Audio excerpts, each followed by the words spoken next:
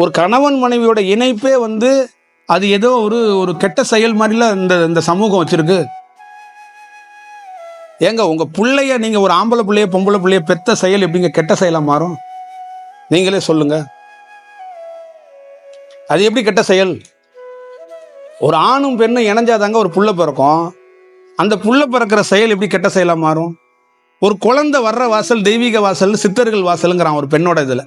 எல்லா சித்தர்களும் சித்தர்கள் கோயில் சித்தர் வாசல்னு எதை சொல்றான் சொல்லுங்க. இதை யார் எந்த புரிதலை எந்த செயல் வடிவத்தில் ஏற்படுத்த முடியும்? யாருக்கு இந்த எந்த புரிதல் இருக்கு? ஒரு பாமர மக்கள்கிட்ட இந்த புரிதல் எங்க இருக்கு? இதெல்லாம் வேணும்ல, ஒரு தெளிவு வேணும்ல. அப்ப இந்த தெளிவு இருந்தா பிறக்க போற குழந்தை தெய்வீக குழந்தை தானே பிறக்கும். அங்க எந்த காமம் வந்துற போது, எங்க இச்சை வந்துற போது? நானும் என் மனைவி சேர்ந்தா சந்தோஷம் இருக்குன்னா, நானும் என் மனைவி சேர்ந்தா ஒரு குழந்தையை உருவாக்க போறேன்னா அங்க எங்கடா காமம் வரப்போகுது? அங்க மாணிக்க வாசகனே பிறக்கலாம்ல. எத்தனையோ விவேகானந்தர் வந்து ஒரு தாய் வயிற்றுல தானே பிறந்தாரு. அப்ப அந்த இணைப்பு புனிதமா புனிதம் இல்லையா? அது காமமா இருந்தா அங்க ஒரு யோகி எப்படி பிறப்பான்? நீ அந்த மாதிரி மாத்திட்ட, ஒரு சிற்றின்பமா மாத்திட்ட.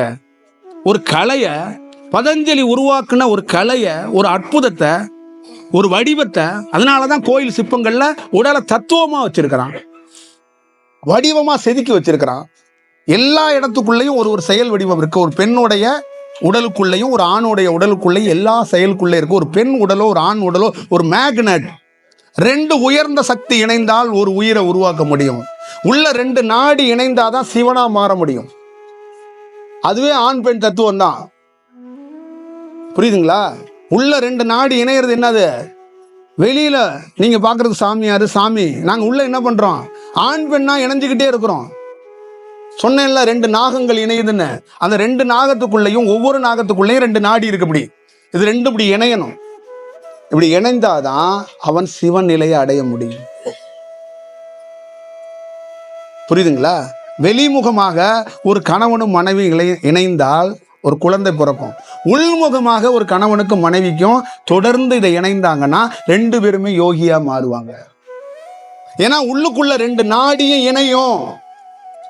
அறிவியலா விஞ்ஞானமா எந்த ரூபத்திலையும் நான் இதை நிரூபிக்க தயாரா இருக்கிறேன். இதான் திருமூலருடைய அத்தனை செயலை தான், போகருடைய அத்தனை செயலை தான், அகத்தியரோட அத்தனை செயலை தான், பதஞ்சலியோட யோக சூத்திரம் இதுதான்.